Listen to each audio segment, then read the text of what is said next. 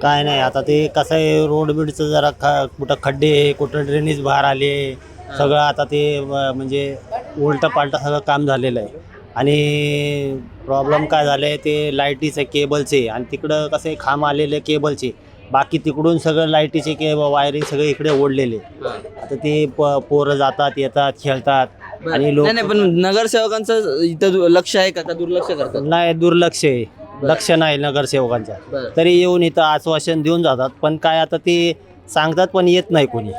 तुम्हाला माहिती आहेत का इथले नगरसेवक कोण आहेत?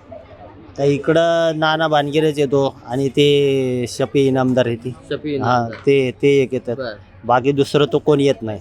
ते आणि ते वाढ करता हे के बरं. ते येतात. त्यांना तुम्ही कधी विचारलं नाही, त्यांच्या ऑफिसला गेला नाहीत का बाबा येत नाही आमच्याकडे, आम्ही काय चूक केली आहे का एवढी मोठी?